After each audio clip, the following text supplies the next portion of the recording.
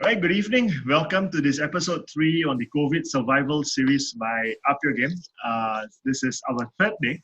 We have done 2 topics so far. The first one on Monday was how to deal with uncertainty, fear, and change. And yesterday's topic was how do we stay well physically, emotionally, and mentally. So we've covered 2 topics so far. And one of the consistent theme that kept coming up, or some consistent words and vocabulary that kept coming up from all the speakers and panelists so far have been compassion, gratitude, energy, keep on moving, being in the flow. And every time they said this, I was only thinking of one word, which is peace. For some reason, it all led back to this whole concept and idea of being at peace with yourself. Especially yesterday, it was quite interesting. We got 2 people. One was a psychologist and one was a fitness instructor. So one deals with the body aspect and the other one deals with the mind aspect. So, fitness instructor said you have to keep moving, right? You cannot be still. You got to keep your mobility intact. And the psychologist comes on and says, but you got to not have your mind that keeps moving. Your mind needs to be still, right? So your body needs to keep moving, but your mind needs to be still. So you have the little balance, right, between your yin and your yang, some sort of a thing. So how do you find that balance? How do you find that peace? Whether or not you are moving physically or whether you're still mentally, but how do you find peace when we are in such uncertain times, when there's so many rapid changes? Aarti calls it an adventure. So how do we stay in this element? How do we keep our peace with us and within us in a time like that where people are at risk of losing their jobs, they are worried about their incomes, they have suddenly got their children 24/7 with them, not going to school, not going to infant care, not going to kindergarten, and some people got 3 kids, 4 kids, and they're all in the house at one go, the spouses are at home. So how do you like you're suddenly in this environment where 24/7 you're locked in with the same group of people who you love, but then when you get too much or anything, it suddenly becomes unhealthy sometimes. So how do you keep your peace with yourself? And that was a topic that I wanted to bring you guys on board to discuss. We have 3 of you here. Yana, you are a meditation teacher and a mindfulness facilitator as well. Ratna, you are also a mindfulness facilitator, but you are also a career strategist at the same time.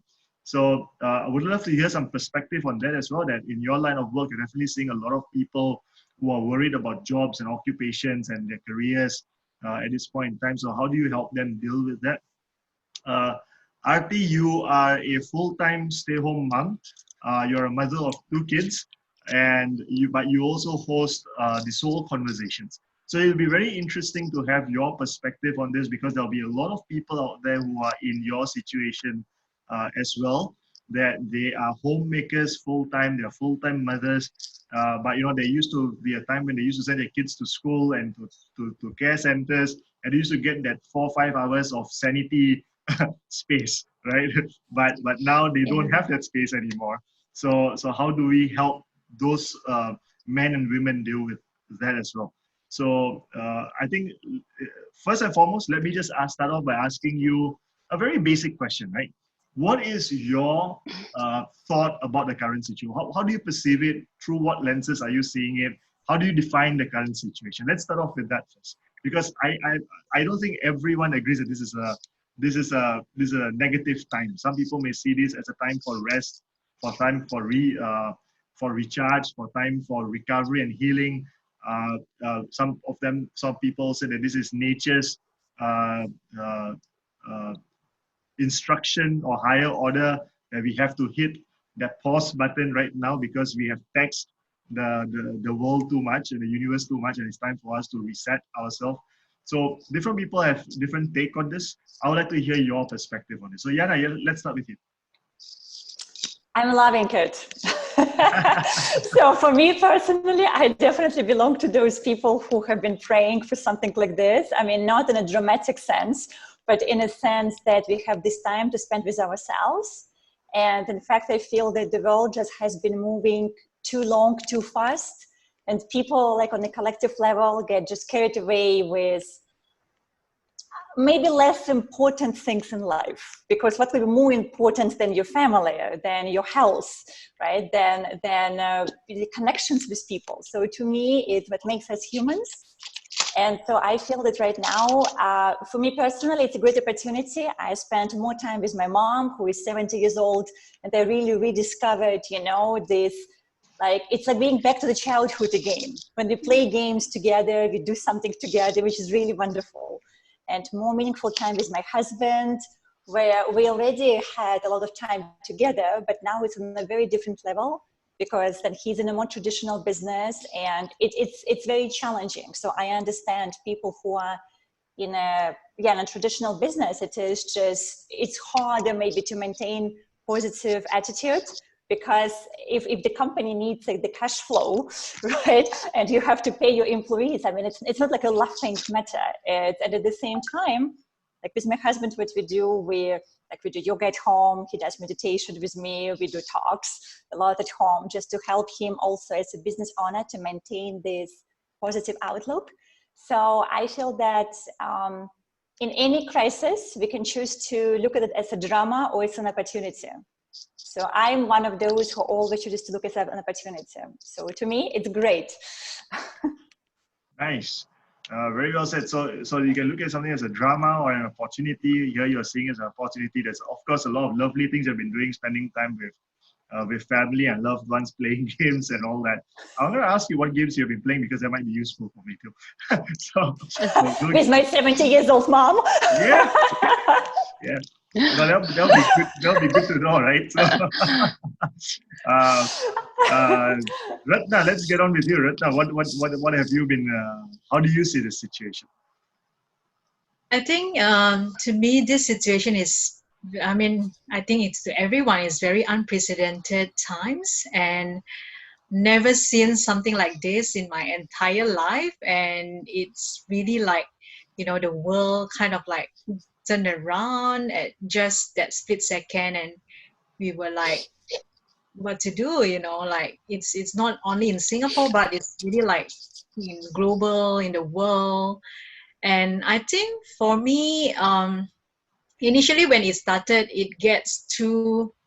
I started to kind of like read so much news that I never read as much in the entire life before, you know, and it gets me too anxious and fear because of all this news that keeps coming in.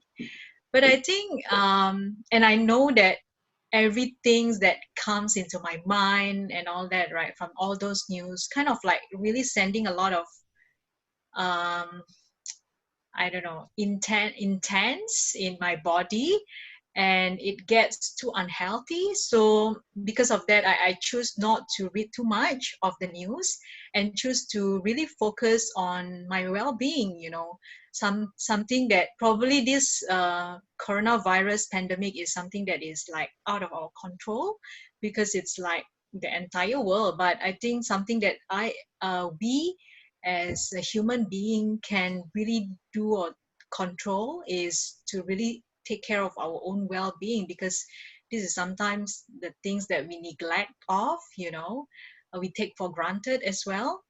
And I think when I focus more on my well-being, I spend much more time in doing my workout, my meditation, breath work, and also cooking my own meal, healthier ones, as well as just having that space to be able to reflect more. At the same time, doing a lot of journaling to just be aware of what I truly feel, you know, instead of being carried away with whatever happens in the world, but it's really tuning in to just be aware of what I truly feel and being present with that feeling, you know.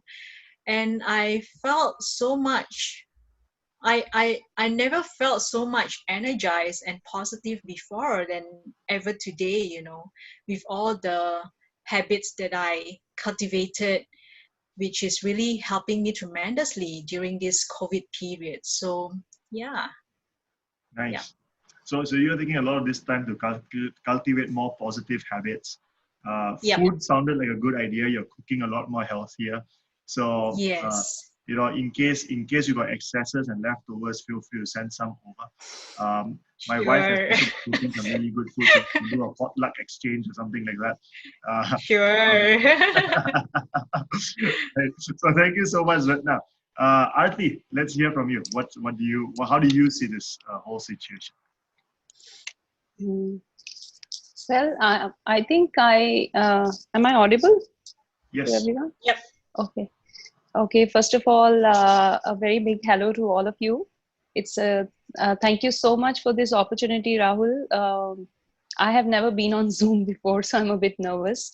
Um, how I see this is very difficult to put in one single word. But if I have to still have to put it in one single, because this is a question I've been asking to myself and to also my friends and family. What is it that is being shown to us? What is it that we can see beyond the regular news and all? By the way, I don't listen to the news. I've never been on the news, and there's a lot of news on the face right now, whether you want to avoid it, whether you shun it off also, but it's right on your face. So you even hear the latest statistics by the seconds, actually, because my husband is very much into news. So, it gets transferred. But how I see it, there is suddenly a lot of curiosity around us about one thing. It could be virus, it could be how to survive, it could be what's going to happen, what is going to be tomorrow, 5 months down the line, 2 months down the line, or as close as till how long this circuit breaker will continue. And since I have family around in different parts of the world, my brother is in US, my mother, my parents and my in-laws are in India, and my sister. So of course we've seen the waves of what is happening in Singapore right now. And my friend is in Hong Kong, so that's where it started actually much earlier. So I think one word I personally associate it with it is an Indian traditional word called Maitri, which means kindness or benevolence. Very strangely, uh, contrary to what people think, I think this is a time when we are actually able to see a lot of kindness coming out. I feel more kindness towards myself. I feel more kindness around me physically because my family is around me more. And the need to the whole habit that we had of checking on our parents is also getting reversed, because they are sending us messages telling they are fine, but are we fine, and telling us this is happening here. So there is, what I see is total opposite of what I'm hearing around me. I see a lot of kindness and a lot of benevolence, and because I zoom out from just humans, I see all over. If you really see, people are posting pictures of skies getting more clearer, less pollution, because people are staying back at home, so there is less litter around. I'm talking more about the countries where which are like less developed countries. And in countries like US, where my brother is, they have a 1-year-old child, and there is obviously more kindness because that child is kept busy at home by mom and dad. And so this is my word. This is my word, how I define this current times. Wonderful. You're talking about how the skies are getting clearer, and I couldn't help but remember seeing this Facebook post. They said the skies have become so clear that now from Punjab in India they can see Canada. So they say there's so much of clarity now, and I don't know. I still can't see Malaysia from where I am, and I'm in Punggol, right, in Singapore. So I'm supposed to be able to see Malaysia, but I can't. So I don't know where the pollution is coming from, but I get what you mean. I think the world, there's definitely a lot of environmental benefits to this, right? The people are eating more at home, they're cooking more at home, they're taking away less food, so there's less plastic usage, less styrofoam usage. There's less littering around. Industries are shut down, so there's less chemical pollution going around as well. There's less noise pollution, lesser transport being used, so less petrol and fuel in the air, and so there's so many benefits from this invisible little thing that we can't even see, right? But kindness, I think kindness is something that I really want to talk about, right? Because there's so many stories, wonderful, wonderful stories going around of people doing these small, small gestures of kindness, children to adults, right? They go up to random strangers, hawker centers, food stall owners, nurses, doctors that are giving out flowers, meal packs, care packs, sending out cards, writing handwritten notes. Facebook walls are so full of praises and gratitude. When someone says, I'm volunteering to go back as a nurse, or I'm volunteering to help out a call center, you can find people telling them thank you for your service. We appreciate people stepping up at this point in time. But this doesn't exist outside of this situation, right? If you look at it just beyond 3 months ago or 4 months ago, it was not like that. People were all caught up in their own pursuits in their own lives. Why is that? Why would you guys think that is the case? Why do you think that tends to happen? Right? Why do we forget this human aspect of kindness and compassion until a crisis like this comes about? Right. So all three of you are more or less people who meditate or reflect in your own ways. So you are observers of the world and universe. I really want to get your perspective on this. That what is your observation on this? Why do we tend to forget how to be kind or how to be human towards one another in normal situations, so to speak? Yana, let's start with you first. From my point of view, I felt that before the crisis, the people just were too consumed by themselves.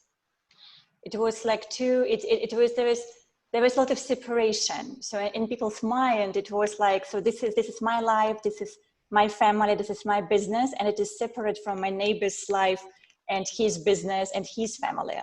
And so I felt that in the society, just the way how our society has been structured now for a very long time, that it's kind of this separation was promoted. I mean, not maybe willingly, maybe unconsciously, right? But kind of in a subtle or not so subtle ways. It was just enhanced more and more. And so what happens in crisis that people remember that they're not alone. And this is what we also see also in the historical events, if we just roll back, right? In a really tough time, like let's say, I mean, if I would make a comparison like with the war, like during the wartime, I mean, the only way to get through because you come together. So you share resources, you share food, you share clothes, you look after each other. So it's a kind of similar, because now the world is experiencing this very unusual type of crisis, which I don't even know how to call. But what it brings up for people is that together we are much stronger than separate. And it reminds us again, and that's why we have this kindness when there is certainly this need for us to come together in groups so that we can survive, right? Because actually what crisis fundamentally triggers in people is instinct of survival. And then as species, we know historically there is much higher chance of survival if we are in a group. And so I guess on some kind of unconscious level, it just shows some people's mind, and we see it as a manifestation of kindness that we do towards each other because we're evolved beings. I mean, we're not animals really anymore, right? We're evolved beings. So we write cards and we say thank you and we share food. So it's a different way of doing it. But it's again, yeah, it's coming from I am to we are. And that's what I feel what is happening right now.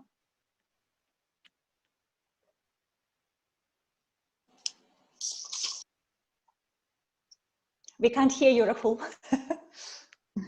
That's wonderful, right? So we are coming from a space of I am to we are, right? And that was so well encapsulated. And the interesting thing is we don't have to teach this to people, right? There's no government, there is no agency, there's no expert that's coming out there and saying that we must do this. It's such a natural calling that when we are in moments of difficulties, we tend to look for support and community so that we can find some comfort, security, and solace through that. So it's such a natural instinct that never gets buried when we are in our in our functional modes, where we are always thriving and growing and pursuing. But really, I think evolution happens when we are surviving. Because I think biology has taught us that every time we have needed to survive, we have evolved, right? And that is why when insects come out of the cave, they suddenly have eyes. But if you go into deep caves, the creatures and organisms staying there have no eyes because there's no light, so they don't have to see. So we evolve, I think, for the need of survival always. Ratna, what do you think? I think Yana could not have said it much better. I really completely agree with Yana. And I think probably I'll just tap into that survival instinct mode, right? When we get too caught up with ourselves, when we have too much fear and anxious about surviving, our prefrontal cortex kind of like shut down, and we are always turning into that fear and fight and flight response. And that's whereby we didn't really think, whereby we actually think a bit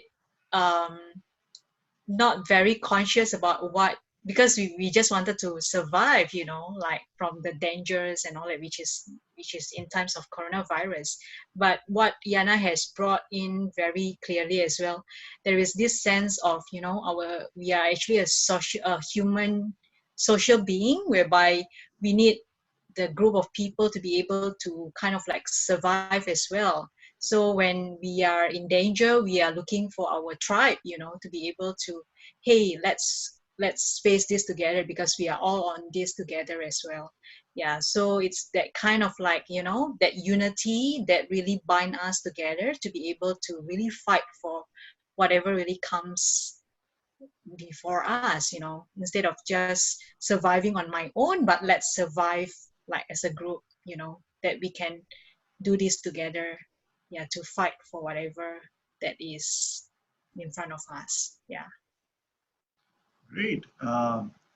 I completely have to agree with that. I mean, if we just think about it, right? A tree on its own, it's not going to create an ecosystem, right? So for an ecosystem to be formed, you need a forest, where there's a healthy ecosystem. No doubt the individual trees are still competing with one another for sunlight, for fertilizer, for water, for resources. They are still trying to outgrow each other to be the highest crown. But at the same time, the reality is the only reason why they flourish is because they coexist. If you remove all the trees and leave just one tree standing in the middle of a desert, there's no ecosystem. It's not going to survive or flourish for very long.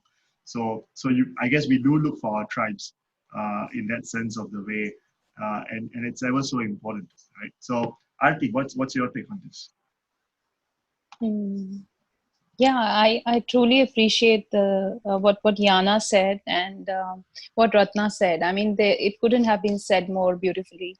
That how Yana said that we have been so consumed, and I think that the whole feeling of getting into the cycle of how things are comes also from the way that things like, if everything is okay, there's a schedule that you just follow a schedule, and then you become so subconsciously aware of the schedule that your conscious mind stops working. I was just walking downstairs with my daughter, and we were just talking, and she said, "Mama, you mostly ask me." My daughter is a teenager, so she said, "You mostly ask me, are you listening to me?" And most of the time, I'm not, because I am in my mind aware of a lot of things. So I'm just thinking of that, or I'm thinking of what will happen.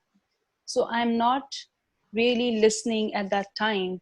And there's a small video that she had posted about her playing badminton for last 14 days. And from today, she's not able to play. So she said, for me, it became repetitive. And therefore, the enthusiasm and the energy to play that went down. But so even though the enthusiasm and energy came down, but her technique and precision became better. but that is the learned subconscious mind, that you know how to hold the shuttle, how to give a do a service. But for me, how I see it, as I was telling her, for me it is actually playing a new game every day, because you don't feel the same every day. When you go down, you're not going down at the exact same time. You probably not had the same kind of a meal every day. So for me, even the same experience is actually different at different times. So she said, oh, that's probably because you're more in your conscious mind. You're not in your subconscious mind. So when I am doing something, I am right there. I may go back to my subconscious mind. So when Yana was talking about the whole concept of being consumed, maybe the changes that come, I wouldn't call it a crisis, but again, I would like to use the word change. The changes that come, either they're brought out by nature or by humans, are probably to just bring that change or bring that shock value to bring us back to the conscious mind, the present mind. So the whole thing of schedules being changed, the schedule 9 to 5 schedule for children, for husbands, for wives, or even for a stay-at-home mom, that everyone is left and I'm now by myself, is changed. So suddenly now you look at your life in a different way. So this is how I see the why. The why is probably because it's probably not nature's way to tell us. That's like being harsh on nature. It's probably a natural phenomena. Like you said, a tree cannot exist on its own. But if you actually put a tree on its own, it will bring out fruits, and the fruits will have seeds. They will fall down and they will sprout into new trees. So one tree can actually make a forest.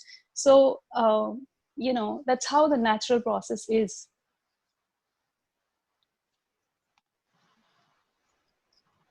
Wonderful. So then let's move on to this. Let's look at something that's a bit contradictory, just for the sake of discussion. Right? So people are going out there. They're practicing more compassion, more kindness. There's more expression of gratitude, right? So if you look at social media, if you look at outwardly gestures, there's a lot of goodness that's being demonstrated. There's a lot of humanity that's being displayed in such beautiful ways at this moment. However, when people are back in their own spaces and they're with themselves, there have been a lot of stories, there have been a lot of conversations, there have been a lot of discussion where people are concerned, they are worried, they are anxious. They do not know what the future beholds, they do not know how they're going to cope and manage. For some of them, it's not even about the future, it's about the current situation. There are people who are over leveraged in terms of their debts. There are some people who are over committed to expenses. Those things don't stop. You still have your mortgages to pay, you still have your car loans to service, you still have your children's school fees to pay, whether or not they're actually going to school. For businesses, you still are feeling responsible for your employees and you want to pay their salaries. You want to make sure you're not breaking their bread and butter. So it's very present. It's very now, and they wish to find new ways of innovating and finding solutions to it, but they're restrained. They're restrained by policies. They're restrained by medical advisories. They're restrained by new laws that might be being implemented. They're restrained in so many different ways. So there's niceness, there's kindness, there's compassion. Like an employer feeling responsible for his employees and wanting to make sure he doesn't let them off the payroll because they have families to feed. He's coming from a place of compassion. He's coming from a place of kindness. He's thinking beyond himself and his business. And yet, it's disturbing his or her peace. So how do we find that balance? How do we find peace in a situation where even goodness doesn't bring peace to us? Kindness is not bringing peace to us. Gratitude is not bringing peace to us. So firstly, what is peace? Because if all these things can't bring peace, then what brings peace? Because they say that a key step towards happiness is gratitude. So if I'm not feeling happy, if I'm not feeling at peace, then where is gratitude bringing me? Can I have peace without gratitude? Can I have gratitude without peace? Is it two separate things altogether? Are they not in any way interrelated? So what is this whole peace and what's its relationship with everything else that we feel and do in this moment of time, right? So, Ratna, let's start with you for a change. Okay. Uh, all right. Good question. I think it's really. I mean, seeing a lot of news about job loss, a lot of people losing their jobs, and yeah, all those negativities that is happening around the world. To be honest, my heart really goes out to them, and I know it's not easy to be able to really, um, really deal with this kind of uncertain situation. But I think for me, what really works, like what I shared earlier in the beginning, whereby in times of this COVID period, whereby everything is beyond our control, like one of the things that really within our control is really like, maintaining our own personal well-being.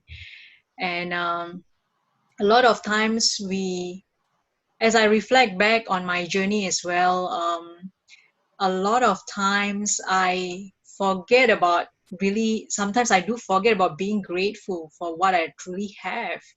And sometimes just being grateful really can make me feel peace inside myself, that hey, at least I have food to eat, at least I have a place to stay, at least I have, family that I can lean back on. And a lot of times as well, like sometimes, like our own health, that we probably forgotten about it, and we started to pay attention to it at this moment as well, like increasing our routines on exercising, and it just makes us feel a bit better about ourselves. And yeah, I think it's really about in times of this everything, whereby everything is beyond our control. One of the things that we can really control is our own personal well-being.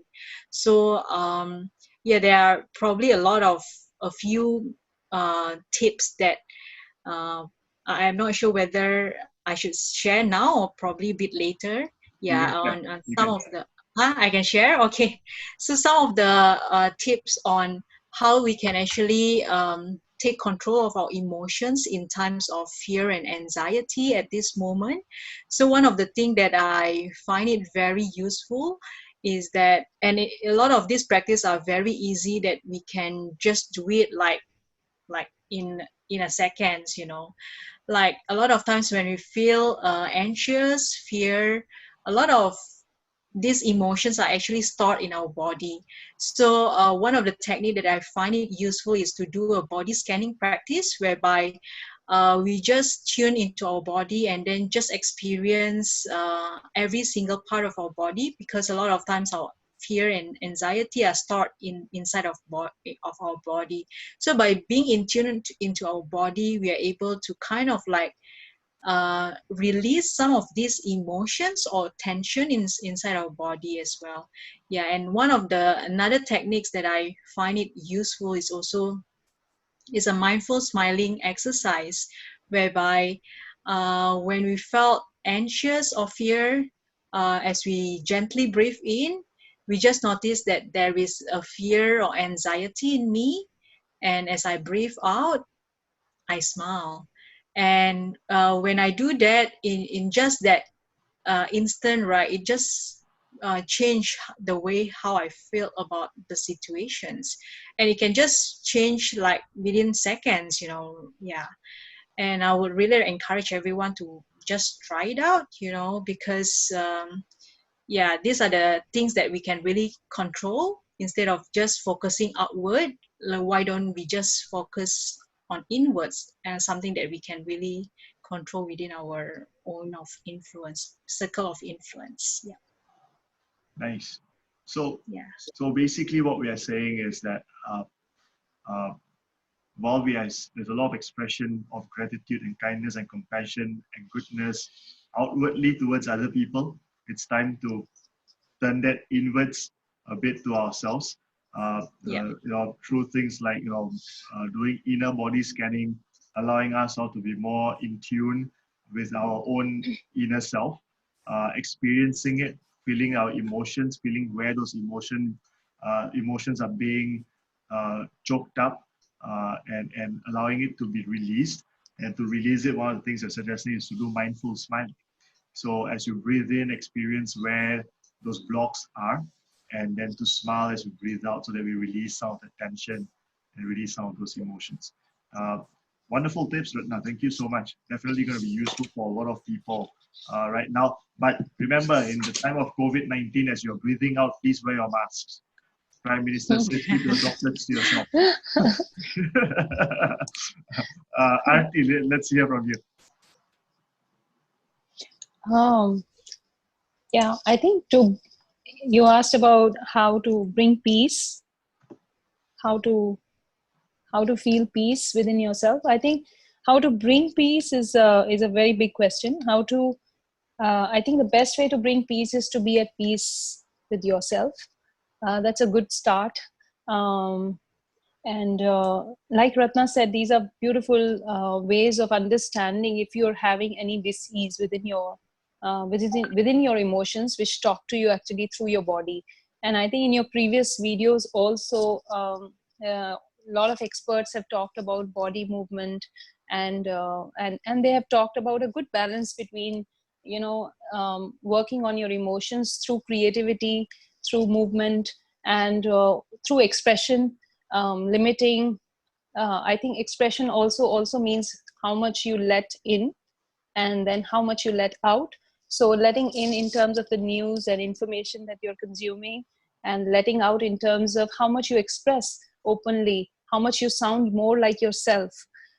So I think these are the times to feel peace with yourself is to I don't know how you can learn that, but how you can be more of that is when you can sound more and more like yourself, to yourself, to your people, to the family around you, because we feel that most of us try and live someone who we idolize, even though we are living our own life, but we're actually living a life. There's a very nice quote by Shah Rukh Khan. He says, I live the myth of Shah Rukh Khan. So most of us are living a myth of an ideal housewife, an ideal mom, a wonderful dad, a supporting partner, or somebody who's at a certain executive level, or a certain achiever, or a certain kind of an entrepreneur, or like you said, an observer. So basically these are all labels. Even if the label is very beautiful, but it still is a label. To become label free is to be who you are, and you cannot be just one thing throughout your life. Like, I cannot be a wonderful mom all the time. I can't be a wonderful wife all the time. I can't be a achiever all the time. So it's okay. I think, like Joy said, it's okay not to feel okay. That's a wonderful way to be at peace with yourself. Acknowledging is fine, but not getting too much intellectual about it, that what is the why behind everything. Sometimes it's a very nice thing my mom told me, that we know what we know about ourselves, or at the max about the people around ourselves. So we are doing our best to understand ourselves, or the best understanding of what we know. But there are things beyond. And probably this COVID-19 is telling us that viruses have existed always. And the fact is that this virus was existing much before us. If you really look at the Darwin's theory of evolution, we are probably the byproducts of virus, the evolution of virus. There's a story that says that if we say that the whole evolution has been 24 hours, we came at 23.59, like almost at the last minute. So how are we going to understand the things that were very, very, they have existed before us. And I love what Rohit Basi said on that day, that that was a gem, that the virus is not trying to kill us. It just is not able to find a strong host. So why are we trying to kill it, you know? And why do we think peace means that I have everything? Why does peace means that if I have like social security for the next 100 years of my life, even though I don't know whether I'm going to live 100 years of my life? Why does social security means that I get no disease? Well, that's not possible. You're born and you have a body, so you will have certain um, changes, and therefore you will have certain things, right? And so, I mean, being at peace actually comes down to being at peace with yourself, and that's where the world starts. Yeah. Wonderful. You know, talking about evolution and time and how we came about. It's very interesting because I recently was watching this movie called, I think it was called 93, if I'm not wrong, on Netflix. Okay. So it's a movie about the Ebola virus in Africa, and how this one diplomat brought it into Nigeria, and the hospital staff got infected. But luckily they were able to contain it there.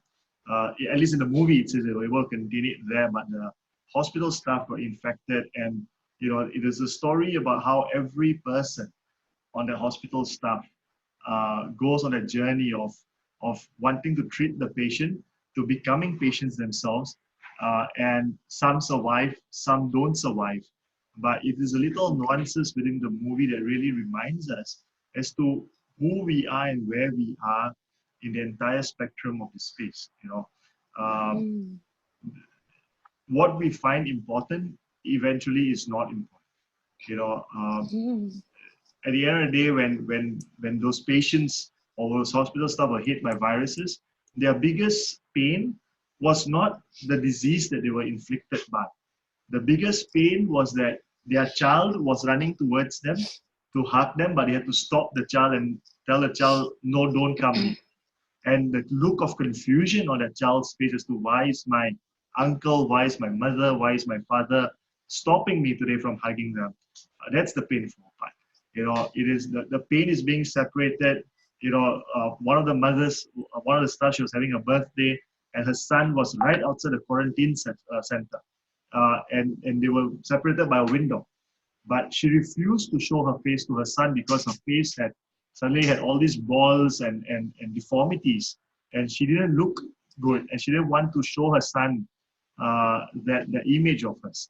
You know, and the pain that they're so close, they're just a window apart. They're talking over the telephone, but they can't see each other even on the birthday. And the son says, "Mom, we're not going to cut a cake this year because you're not with us." And the mom says, "But you have to cut a cake because we always cut a cake. You know, so how can you not cut a cake?" So it's a little things that binds people, the relationships, the love, the expression of that love that really becomes more painful. As a reminder of what's important to us sometimes. You know, that it's not about being away from our house. It's not about the car that we won't be able to drive anymore. It's not about the jobs that we won't be able to function anymore. We're not worried about the fact that somebody else is going to become the next CEO. You know, suddenly those things don't matter anymore. But it's the little things that we always overlook and take for granted that really start to matter, right? Yana, what's your take on this?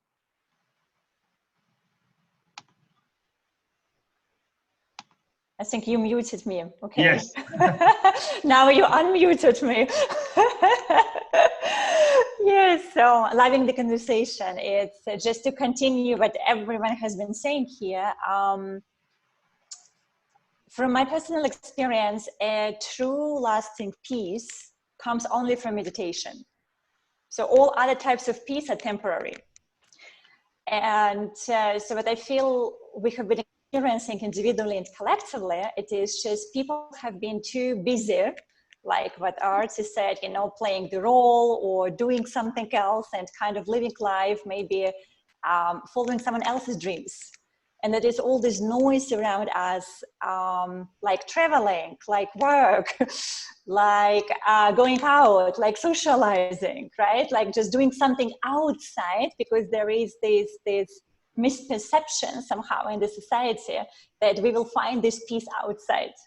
So I know it have been said many times before me, and I know it from my personal experience that it doesn't work like this. So any attempt to find true peace outside will always lead to despair, right? So the only place to look is within yourself. And also, like Rahul, what you have been saying, there is this duality where on one hand, there's a lot of kindness and a lot of just this goodness that we're experiencing. And then on the other hand, people experience a lot of fear and anxiety because they're at home. And it's also very interesting. It's almost like now on the global level, we are all forced to go in some kind of meditation and retreat because we're all at home, right? Like our distractions are taken away. It's almost like we have been really bad kids and the universe said, okay, no more video games anymore, go to your room. and so here we are, we're sitting in our room and there is no TV because mommy and daddy took everything away and we kind of have to entertain ourselves. And so what happens in this moment, especially for those people who throughout their life didn't spend much time with themselves, and I know even in fact many people who are afraid to be alone. I mean, it's like a real fear they're experiencing. So they're not comfortable to be with themselves. They're really being triggered right now. Like they are the people who experience the highest level of anxiety and fear because it's very frightening to be with yourself if you're not prepared. All the stuff just comes up, you know, all the fears and all insecurities. So I would give a tip. So speaking about meditation, because some people sometimes think it's the only way to meditate is to sit cross legs with mudras and chant mantras. This is like one way to meditate, but not the only one. And technically meditation is when you focus on one thing at a time with all your senses. This is meditation. So your mind is fully present. And probably one of the easiest way to do this is actually when you cook your own food. Because when you prepare your own meal, all 5 senses are engaged. Like you look at your food, you touch it, you smell it, you hear how it is cooking, you taste it, right? So all 5 senses are there. And if you are actually fully present in this moment, it is a meditation. And then also like in Singapore, I mean, we're so lucky, we can still go outside for the walk, right? We can go, the recreational activities, how they put it, with people you live in allowed. And so we can go in parks and for a walk. And it's the same, if you just go for a walk and instead of thinking what's gonna happen to my job and to my kids and how I'm gonna pay my mortgage, just be present. Listen to the birds, breathe in air, feel how your feet are on the ground, right? Be in the moment. So if you do just that, it calms down mind by a lot. And you are actually doing meditation. Nice. Lovely. You know, just yesterday, Yana, we had Dr. Saravanan on. And, you know, he being a naturopath and a nutritionist, I asked him what is some things that we need to take every day so that we can stay well and healthy while we are in this circuit breaker period or lockdown period in some countries.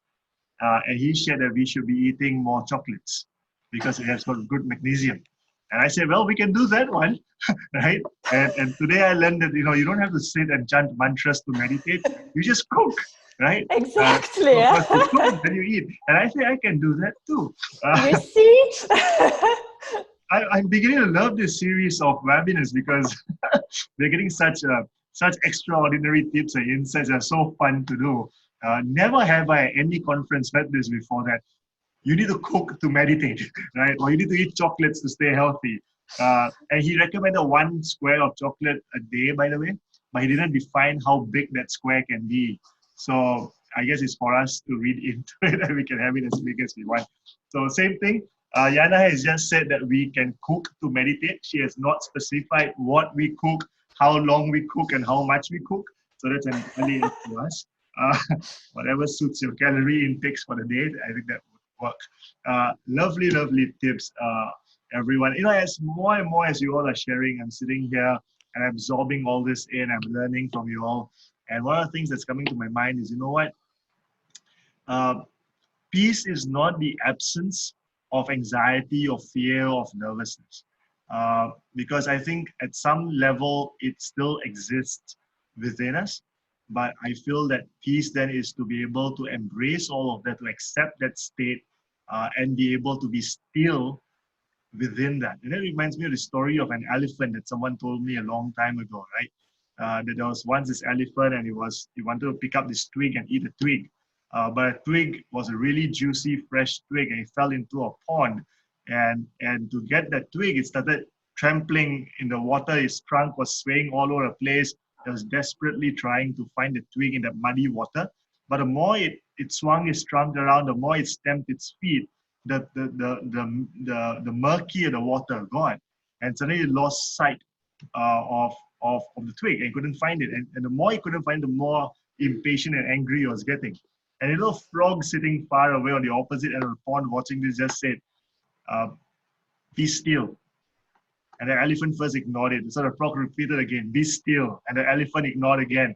The third time the frog said a bit louder, "Be still." And the elephant said, "What do you mean by be still? That was the only twig I had. It was so juicy and fresh. I wanted to have it. I can't find it now. I'm going to find it no matter what." So it started, trampling around again and swinging its trunk all over the place. And the water kept getting murkier and murkier. The frog said, "Trust me, just be still." And for some reason, the elephant decided to give it a shot because it was so lost of hope at that point in time, wanted to try anything. And it just stayed still for a moment. And all that mud sediment just settled to the bottom of the pond. The water became clearer. It saw the twig and now it was able to pick it up with great ease. So, the mud was there, right? The elements that was polluting the water was still there. But the stillness in that moment allowed it to settle so that you could deal with all of that a lot better. So, a lot of times people say that, to be at peace means you got to not be nervous, you got to be not anxious, you got to not be afraid. I don't think it's the absence of it, because from what I'm hearing from all of you is if we just let all those things be, look into ourselves, acknowledge those emotions, find ways of releasing those emotions. So it's in fact about creating a pathway for yourself to get a solution to whatever the circumstance or the problem or the trouble that you're facing at a particular point in time. Not to sweep it under the carpet, not to remove it, not to suddenly magically make it disappear, but to accept that it's there and allow yourself to be still for that moment. So in all of that, last question for all of you, right? How important would things like conversations, relationships, activities by yourself or with your loved ones, how important would these elements be so that we can remain still? Does remaining still means I don't do anything? Or does remaining still mean, what does it mean, right? What would be the correct definition of being still so that we can be at peace? And what are some ways that we can achieve that? Aarti, let's start with you this time. Wow, that's a very good, very deep question. What does being still means? I think I would take a leaf out of the wisdom that Yana has just shared. And I love actually what she says. I actually am a big fan of Yana. So anything she says, I love it. It's so true. And I just love what she said about even meditation. It's like one thing at a time. Because most people think you're more efficient if you're a multitasker. And today only my daughter was asking, multitasking is a good thing. I said, multitasking, what is the real definition? Is that you do multiple tasks over a period of time efficiently, which means you actually still do one thing at a time. So that is the key to everything. So coming back to your question, Rahul, what does stillness mean? Wow, that's a deep one. Let me try and answer that. I think to me, stillness would mean clarity. In that moment, being aware of what you're feeling, what you're experiencing, as well as being able to have the discernment to give the right output. So once you're still, as in it's not being inactive, actually. It's being so present that you're not shaking. you're not moving, you're not torn. So if you see if you see a cloth in a circle being pulled from all sides, it's actually perfectly pulled. It's in a perfect circle. But if there is a slight pull in one direction, slightly more, that there will be distortion in the shape. So a perfect shape is formed when there is an equal pull on all sides. So which means that there is an equal, there's a balance between what you're experiencing, your understanding, and what is the output you're able to give through the right discernment. So for example, let me say, right now we are having this discussion. So to be able to put the right words which mean the best to you at this point, once this discussion is over, I may have a different thought. I may have a different answer to the same question. But at this moment, what comes is the perfect answer, or is the perfect response to my understanding at this point. So once we accept that, I think we do not challenge ourselves on every decision that we have taken, and therefore we do not beat ourselves down for the things that we've not been able to achieve or the things that are coming forward. For example, being worried about the future. So there is no judgment there, because you feel what decision or what you did at that time. Like that elephant, there was clarity, and that clarity made him see that this is my fruit, or this is my twig, and I can just pick it up and eat.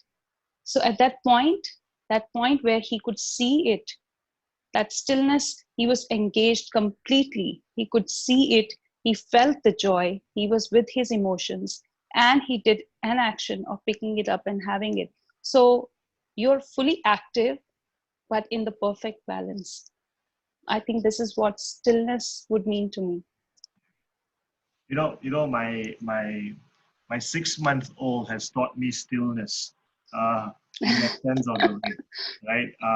Every time he starts crying, initially it was an effort to appease him, keep him quiet, pacify him, get him to stop crying, until you one day just wake up and realize that, you know what?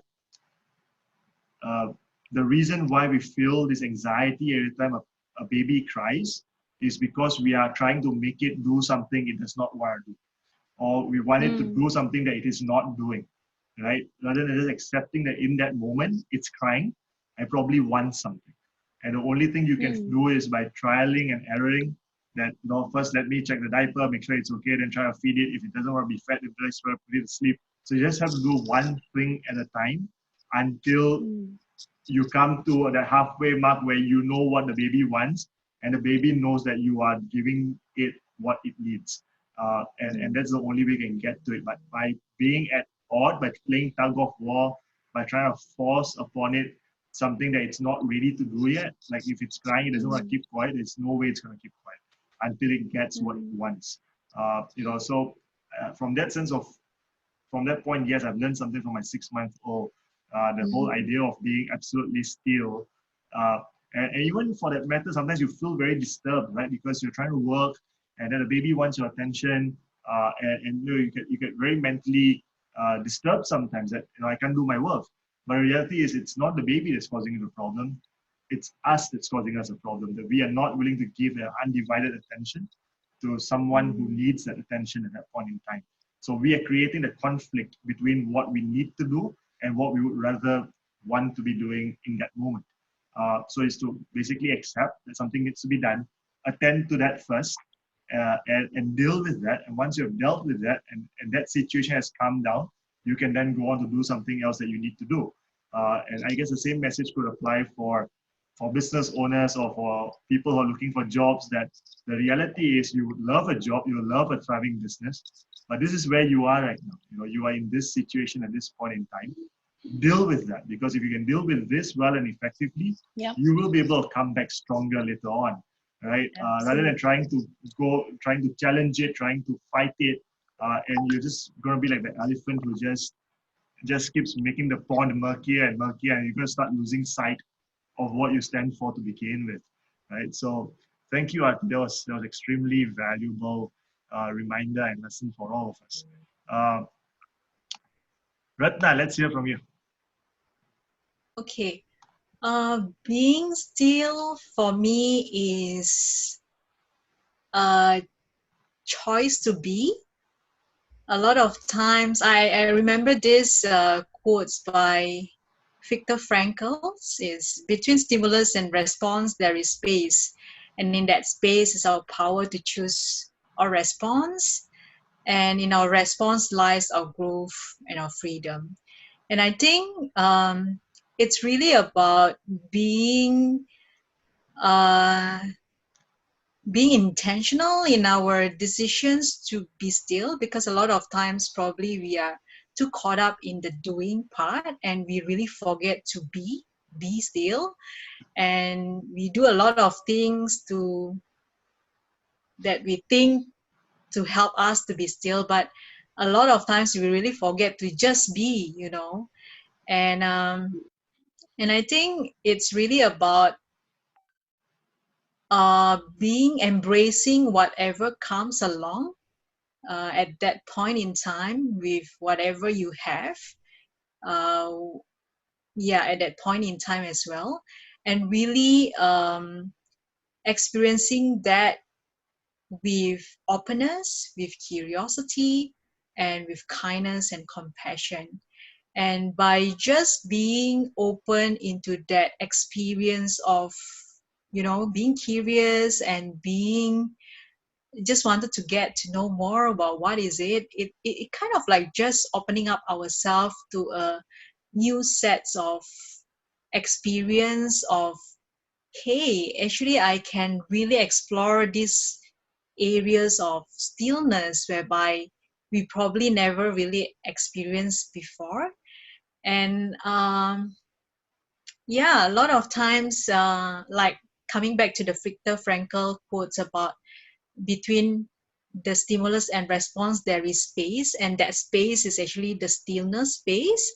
And a lot of times, this space and the stillness we can always experience when we meditate, when we just fully engross in that present moment, and being fully focused to be with who we are with our families, with our friends, with like in this Zoom session with the people that I'm with currently, and with whoever that we wanted to share the space with.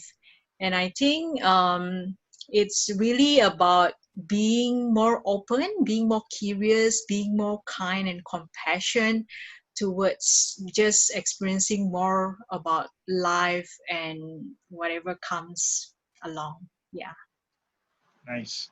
One of the common things, Ratna, I've been hearing very often recently is this whole concept of this too shall pass, and I think there's one thing that the world has taught us through history is that the human spirit, when it has come together collectively, it has been able to endure uh, massive, massive amounts of crisis. And I guess this too shall pass. We were talking about stillness. Another image came to mind of ancient or older tribals sitting around a bonfire and barbecuing marshmallows on a stick.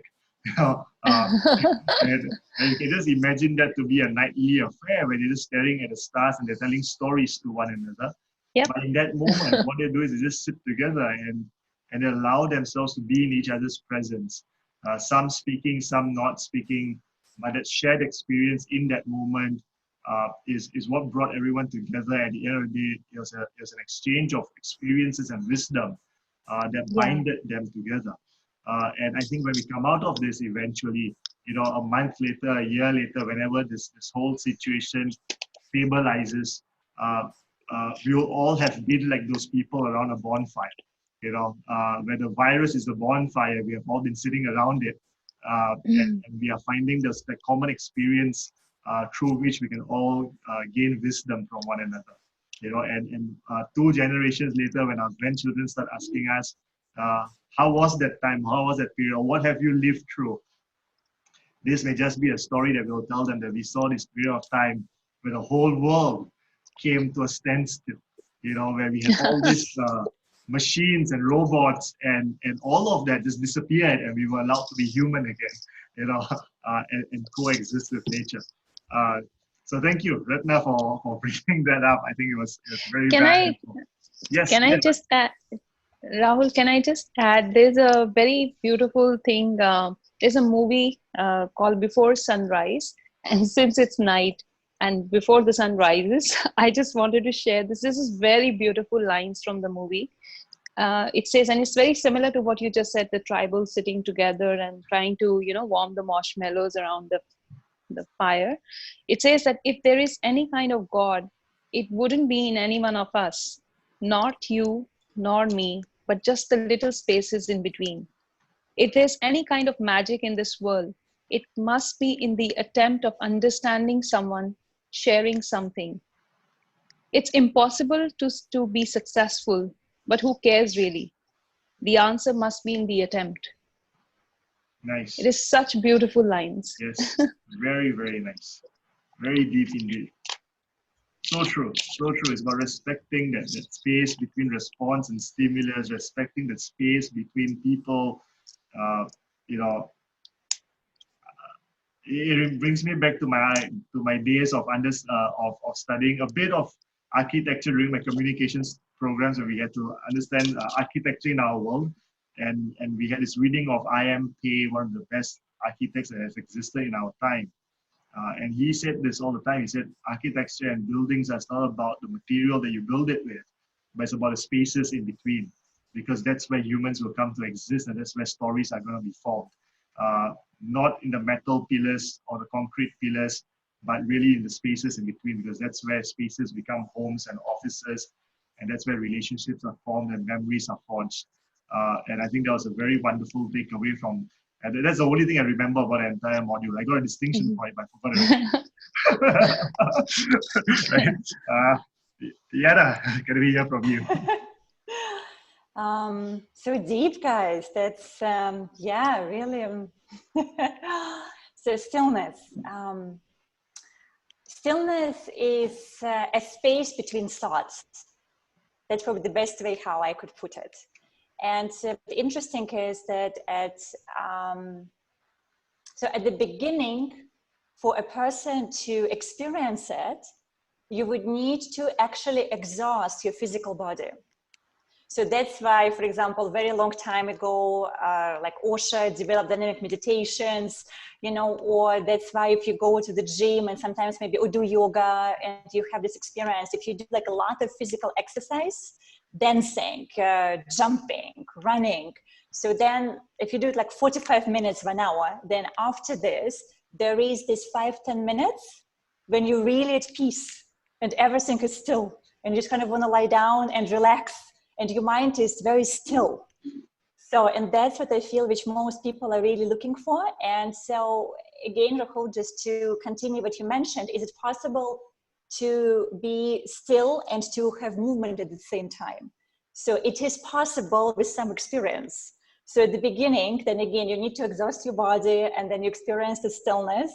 And then to bring it kind of to the next level, the more you do this, the more the mind becomes familiar with the state.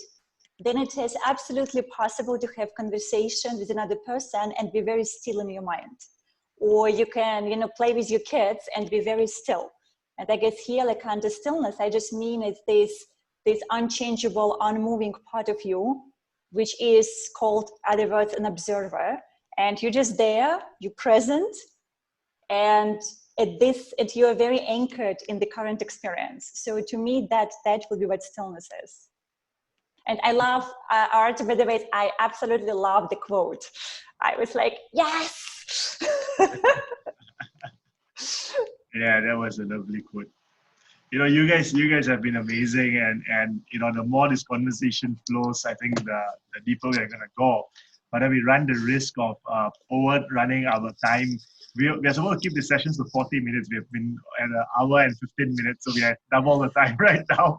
But I'm completely loving this, and I'm very tempted to say that I would, at some point, I think maybe in about 2 weeks, I would like us to regroup again.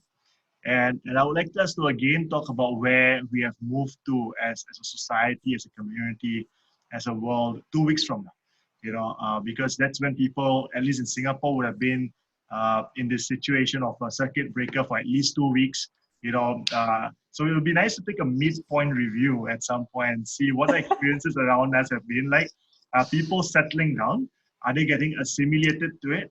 Or are they going crazy, right? It's getting the better of them. So one of two things can happen. We don't know how it's going to happen. So let's come back maybe 2 weeks later, right? Same four of us. And let's take a look and see how this is and share more experiences, and that'll give us an opportunity to take this conversation a bit further. We're not going to restart from scratch again. We'll take off right from where we are, which is about talking about spaces. And I think there's a very nice evolution on this topic where we started with the topic of peace, but we're ending up talking about space instead. And there's so much more I want to talk to you guys about that. Space between people, space between hearts, space between emotions, space between thoughts. There's so much of space that we can actually talk about, and the importance of space. And let's come back 2 weeks from now, and let's relook this, and let's continue the conversation and see how that goes. In the meantime, I think I can give each of you 2 minutes to share some parting thoughts and takeaways. If you want, it could be a story, it could be a quote, it could be some advice, some tips, some techniques, anything, up to you. It's your 2 minutes. Ratna, let's go with you. Okay. Parting words. All right. I think instead of just getting caught up in the coronavirus, let's spread Karunavirus. Karuna in Sanskrit means compassion. So yeah, let's just spread compassion far and wide so that we can benefit more people, we can spread positivity, and we can embrace all of this together as a community. Yeah, so thank you so much for having me, Rahul. Thank you so much, Ratna. Lovely having you as always. Let's hear from Yana. I would like to read a very short poem that I actually wrote on March 16, and I already posted it on my social media, but I know not everyone has read it. So because I feel it's very appropriate to where we're also heading with the conversation. So, and the name of it is Perspective of Our Souls. And the earth cried and held and started to breathe again. And people looked deeply inside their souls and reflected and reconnected to their truth. And the sky cleared and appeared blue and bright again. And birds started to sing and celebrate the beginning of a new era. And artists remembered their gifts and took brushes, pens, paper, and silence in their hands. And poets started to write, deeply connected to the purity of the expression, describing this time. And dancers picked up the collective tunes and expressed through movements how we all feel. And teachers went to basics, explaining students what it means to live life. And lovers shared their love with strangers, neighbors, and those who are in need. And collectively, we woke up recognizing who we truly are once the dust of our minds have settled. And we embraced our new future and upgraded our lives and dreams. And we truly, fully, completely became humans. Wow. Thank you. Yes. Thank you so much. From my heart to yours, from between the space of the hearts, this is where it was created. I can't add anything to that. So I'm just going to let that sit, Yana. Thank you so much. Lovely. Thank you. Thank you.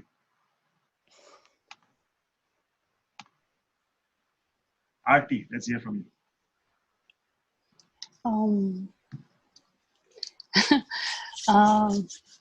Final words. Okay, first of all, I would take this opportunity, Rahul. I know we've overshoot a lot of time, but I've been thinking about this, and I want to actually make a tribute to Up Your Game, because I would like to say, probably this video is going to be watched by everyone, that I am a product of Up Your Game.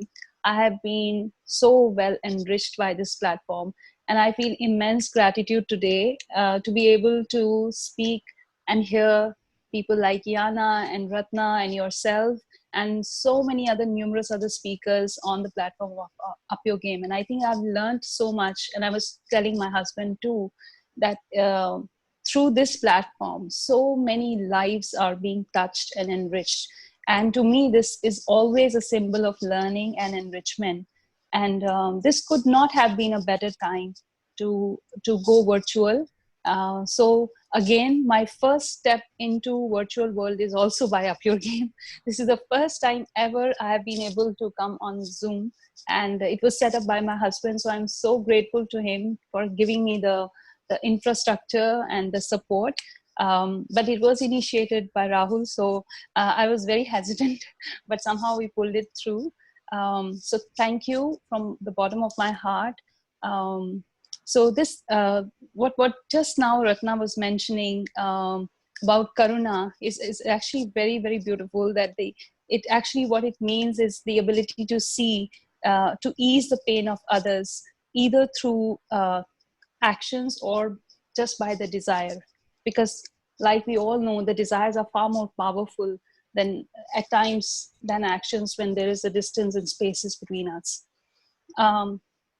I've been thinking about the difference between the resume virtues and the eulogy virtues, because one of the things that Up Your Game platform offers is Death Cafe. I'm very personally, emotionally attached to it, because that's the first time ever I shared the story of my grandmother. And so it holds a very special space in my heart. So I would like to go back to that experience, and I would say that we all are in whatever, if at all we are feeling fear or chaos or crisis, it's probably because we feel not because we don't know, we feel we'll not be able to make it, because we feel we may not live up to the expectations that we have for our future. So if we just forget that for a minute and just think there are two kind of virtues that we see the world is aiming towards. One is the resume virtues and one is the eulogy virtues. The resume virtues are the ones that serve you to get a better job, get a better position, a better identity, and these are all external things. The eulogy virtues are much deeper. They are the virtues that get talked about at your funeral. And we did that exercise, and it was so beautiful because everybody had to quickly think and write their eulogy. None of them actually talked about their achievements, credentials, and what all they've made so far. The virtues that they really talked about were that exist at the core of your being. You know, whether you're kind enough, whether you're brave enough, are you faithful enough? Are you honest? What kind of relationships have you formed? And I think what could be better time than this to really work on our eulogy virtues, you know? So going back, completing the circle with what I said earlier, Maitri, ability to make someone happy. It could be yourself. It could be your immediate family. It could be your loved ones wherever they are. It could be the people that you work with. It could be the people who work for you, even your helper, or it could be people who are in your prayers, not next to you, but who are in your prayers. So if we can develop Maitri and Karuna during this time, I think this is probably then the best opportunity. Like all of us are saying, this too shall pass. For me, I think let it stay as long as it wants to and teach us the lessons the way the lessons have to be learned. For each one of us, the lesson is very different. And once it is learned, it will go away. Wonderful. You know, when you said that, it just reminded me of something I used to share with my workshop participants for a long time, that in the existence of the whole universe, we are nothing but a speckle of dust. You know, the universe has been around for billions of years, and we're here for at most 100 years. You know, it's arrogance of human beings to say that there's not enough time. The reality is time is always there. It was there before us. It's here now. It'll be here after us. It is us that are transient. We come and go. So the reality is maybe, as you said, this may not pass and this does not have to pass.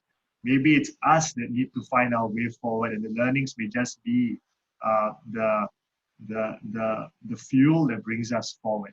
So maybe we need to pass this by and not let this pass by us. So I guess it's a matter of perception. It's a matter of how we see things.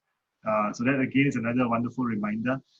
By the way, I think the audience needs to know this. I forgot to raise this when she had mentioned. I wanted to bring this up when she mentioned this quote earlier about multitasking. That it's not multitasking doesn't mean you do a lot of things at one time. It's basically you're doing a series of things over a period of time. You have to take what Aarti says seriously about this, because she is a management gold medalist, a top graduate of a cohort. So believe me, she knows this pretty well. And I always say this: mothers are always the best managers. So trust a mother to know what multitasking really is all about. So thank you guys. Thank you all for sharing so much, ladies. All three of you have given us such good gems today. Lovely, lovely tips, for meditation. Cook is the best form of meditation. That's my favorite takeaway today, if I can have a favorite, right? The entire quote from Before Sunrise. Aarti, please send it across to me. I would love to share that. I think people really, really need to reflect on that one thing. Meditate upon it like they would be meditating upon cooking. Ratna, the whole idea of spreading compassion and the whole idea of treating corona like karuna virus, I think that is an amazing shift of metaphor that we can all walk away. Maybe the evolution of this series might turn from a COVID-19 survival series to the Karuna series. I don't know. That is very well that would be wonderful. Yeah, that would be a possibility for sure when the time is right and right. Over the last couple of days, actually, whoever has come on board, they have contributed a bit more to this platform. Up Your Game celebrates its 5th year today. This year, in November it'll turn 5, and so we've been doing this for a whole 4.5 years right now. And we had these grand plans of everything we wanted to introduce and do this year. But Aarti reminded me of something that had gone to the recesses of my mind. That the last Up Your Game conference that we did do, it was a Southeast Asia tour, and every city that we went to, we handed the baton over to another city. And Singapore was the last city. And at the end of that conference, the shout out from everybody in the room was, not over to you, Jakarta, or not over to you, Bangkok, but this time it was over to you, universe. Right? So we really passed the baton on to the universe. And I guess universe had plans for us this year in how we do things, how we redesign our approach towards things. The face-to-face sessions are not replaceable. I don't think there's a replacement for that. There's value in that. We'll continue to do that once the situation stabilizes. But I think going virtual has its merits, and it allows us to reach a lot more people in a lot shorter time and higher frequency. But for that to happen, I definitely am looking towards the community of speakers and trainers that have been supporting us, or contributors who have been supporting us all this while, to take up certain spaces within Up Your Game, take ownership of it and help us to grow this, so that it can really reach more people. Your expertise, your wisdom, your knowledge, your insights can really reach more people, and we can collectively bring that to one another. So I'll be speaking to people. I'll probably follow up with some of you separately and see how you guys can get on board the new programming that we have in mind. And I look forward to your contributions. In the meantime, some wonderful developments have happened today. I was talking to Aarti's husband, Sumit, this afternoon, and following up on a suggestion that he had on stories, that how times like this, stories are most needed. And we are going to launch, hopefully, if everything works out fine. I have this habit of just saying things before they materialize, but then I guess that's what is always. So I'm pretty sure it will materialize. Let's see. The whole idea is that we want to launch a storytelling series by children. So we are calling it Return to Wonderland, where hopefully adults get to come back to Wonderland through the eyes and through the voice of the children. Get to listen to stories that has got deep moral values and lessons within them. So we're going to start that off soon. We are hopefully going to be starting off a weekly self-care session with Joy. So I spoke to her today. She's on board. Vanan has agreed to think about coming back to do a weekly workout session that people can follow from the comforts of their homes once a week. So there are wonderful, wonderful things that are coming about through the platform. This series continues this week. Tomorrow will be an interesting session. We are going to talk about exploring faith in times of uncertainty and crisis. So we are going to bring in people of different faith backgrounds and talk about stories and examples and learnings from scriptures. So we have got wonderful people coming in. Rinchin is coming on board. There is Nazat Fahima, Wow. the head of the Inter-Religious Organization Singapore. She's coming on board. They are wonderful, wonderful people that are coming on board. I'm absolutely looking forward to it, actually, because I think the next step from here was that how do we look towards something that is more fundamental to all of us, that we all need a reason to believe. We all need a belief system to hang on to sometimes in times of trouble. And that's what we're going to do. So with that, I think I'll call it a night. I can keep talking to you all for very long, but I think we all have time. So let's head back. For those of you watching online, please help, share, comment, subscribe, and keep watching all our videos, because I can only say this: I've been the biggest learner through this whole Art Your Game journey in the last 3 days. I've truly learned a lot, a lot. Thank you so much, all of you. Have a good night. Thank you. Bye. Bye.